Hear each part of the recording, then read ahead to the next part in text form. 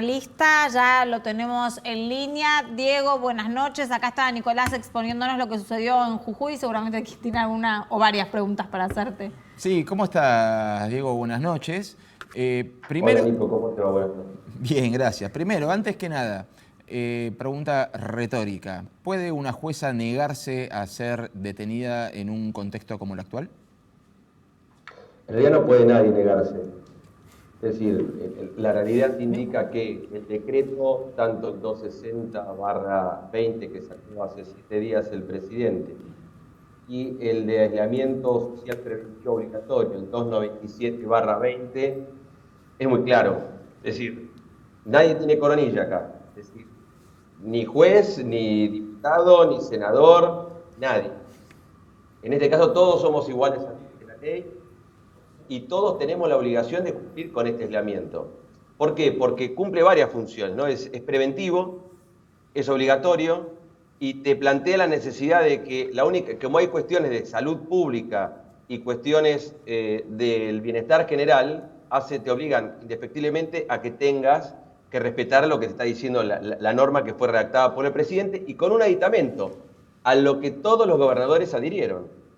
Es decir, cada una de las provincias se sentaron con el presidente y resolvieron y están de acuerdo, tanto diputados y senadores, oposición y oficialismo, todos en respetar esta norma que es muy clara, es decir, no hay mucha vuelta que darle, es decir, salvo que, como bien vos dijiste, ¿no, Nico? Esta señora en el avión no se enteró que habían sacado este decreto, que es una falta de respeto en realidad a la sociedad, ¿no? Es decir, es una falta de respeto a todos nosotros que indirectamente estamos cumpliendo con esta obligación que nos imparte el presidente y que es una cuestión que entre todos tenemos que respetarla porque creo que nos va a ayudar a todos en cuanto a la salud pública. De hecho, en Santiago del Estero también, un ministro de Desarrollo Social lo pararon, no pudo justificar por qué estaba circulando y directamente no solamente le labraron el acta correspondiente, sino que, bueno, ahora también lo despidieron de su cargo. Pero vamos a quedarnos en Jujuy porque Jujuy también fue noticia, ya que el gobernador Gerardo Morales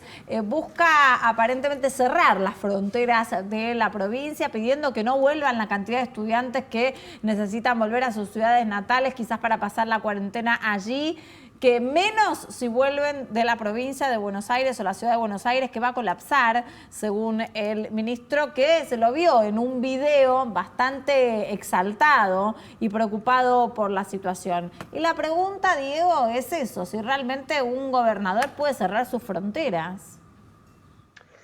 En realidad nosotros vivimos en un sistema federal. Es imposible que un gobernador tome decisiones por encima de lo que decida el gobierno federal. Es decir, la provincia tiene determinadas atribuciones y otras atribuciones se las da al Poder Ejecutivo o al Poder Central. En este caso, los límites de la provincia, si empezamos a analizar, creo que si no me equivoco, la primera fue Misiones, la segunda fue Chaco por cómo se ampliaba esto del COVID-19 y posteriormente apareció Jujuy. Por lo que yo estuve leyendo y consultando, en Jujuy, se hizo un comunicado, que obviamente nosotros no tuvimos acceso, pero el COE, que es el Sistema de Emergencia de Salud que es el comité que creó el gobernador, por intermedio del Ministerio de la Secretaría de Transporte de la provincia, había informado a todos los jujeños en un determinado plazo que tenían que, diríamos, como dice el presidente de la Nación, repatriarlos a la provincia, ¿no? Es decir, reprovinciarlos. Es decir, traerlos a la provincia. Muchos se dejaron estar, muchos especularon seguramente con que esto no iba a pasar más allá de un fin de semana largo.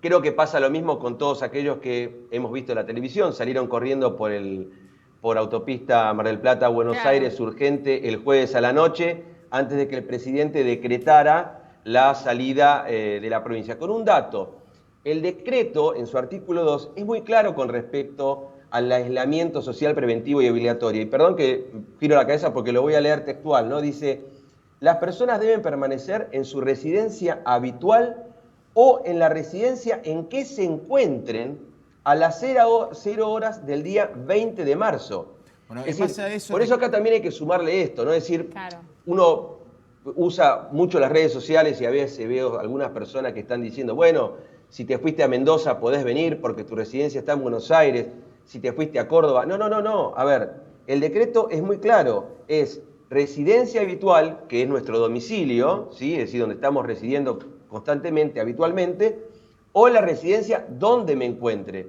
Entonces, si yo el jueves a las 12, sería el viernes a las 0 horas del 20 de marzo, yo estaba en Mar del Plata, yo me voy a tener que quedar los 15 días en Mar del Plata. Eso te quería Es decir, acá preguntar, no hay Diego. discusión. Diego, Sí, perdona, Nico, no te escucho bien. trascendió una resolución interna del Ministerio de Seguridad en el que Sabina Frederick instalaría retenes en todos los accesos a la ciudad de Buenos Aires el 24, o sea, mañana, para agarrar a todos los que se fueron el fin de semana y aplicarles el decreto. O sea, ahí que debería primar la salud pública y tener de vuelta a la gente recorriendo 405 kilómetros de vuelta hasta Mar del Plata, o mandarlos a su casa, notificarlos de que tienen iniciados un proceso penal por el artículo 205.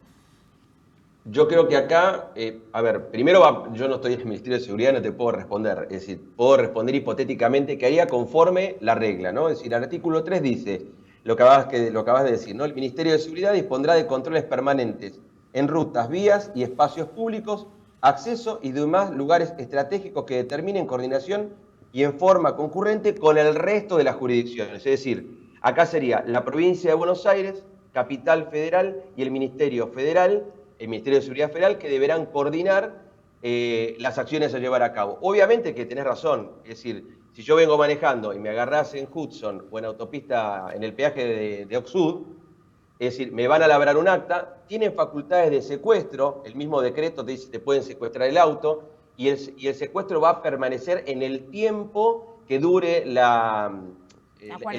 aislamiento. Entonces, el problema es decir, y ahí te inician un proceso penal, conforme dijiste vos, el 205 y el 239, si te resistís a detenerte o tenés una asistencia de la autoridad. Claro, yo creo que el marco aclaremos que el legal 205 es perjudicar la salud pública. Claro. ¿Sí? Exactamente. Entonces, yo creo que hay claramente un marco legal, está bien el marco legal que hay. Lo que pasa es que lo que tenemos que tratar es, como dice el presidente, es decir, que lo entienda la gente, ¿no? Es decir, lo dice el presidente, lo dice el jefe de gobierno, lo dice el gobernador de la provincia de Buenos Aires, el gobernador de Jujuy con su manera también lo está diciendo, el de Santiago del Estero también el otro día en una radio provincial salió bastante duro. Entonces, me parece que de alguna manera la gente lo tiene que entender, es decir, es como, a ver, como vos recién dijiste, ¿no, Nicolás? Es decir, el tema es la salud pública, cómo nos cuidamos entre nosotros. Es decir, yo, a ver, como digo, mi mamá está sola en su casa, mi suegra está sola en su casa, yo estoy acá con mi señora y con mis nenes, salgo solamente a comprarle, es muy chistoso decir, pero le llevo su comida y los cigarrillos a mi mamá, parece que estuviera en la cárcel, pobre. Pero trato de cumplir con la regla lo mejor que puedo y tratar de no perjudicar al otro. Creo que acá lo importante es, hay un artículo de la Constitución que yo siempre lo explico en la facultad, que es el 19, ¿no? Que dice las acciones privadas de los hombres no molestan al otro, siempre que no perjudique un tercero.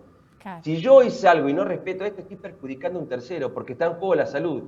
Y a veces yo me pongo a pensar, ¿no? Decir, y digo, a ver, hay mucha gente que yo conozco, capaz que se lo va a pescar. Y sí, Diego, a un tercero o a varios, que es lo que está sucediendo con este virus, que los contagios son masivos. Claro. Acá está Facundo que te quiere preguntar también. Diego, algo cortito. Un caso que fue obviamente icónico, el de Marcelo Botinelli, que viajó a Esquel previo a la medianoche. Entonces, ¿no infringió ninguna ley?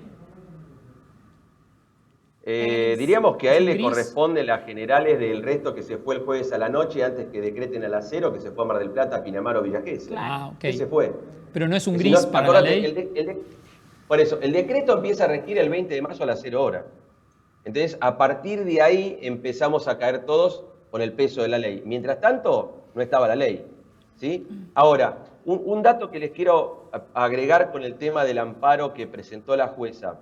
La Cámara del Crimen, en el día de la semana pasada, declaró constitucional el decreto 297/20. El caso se llama, si quieren se los mando a la producción por WhatsApp, es el caso Kevinston Patricio, donde hizo un habeas corpus colectivo y solicitó la inconstitucionalidad del decreto porque se atentaba contra la libre circulación.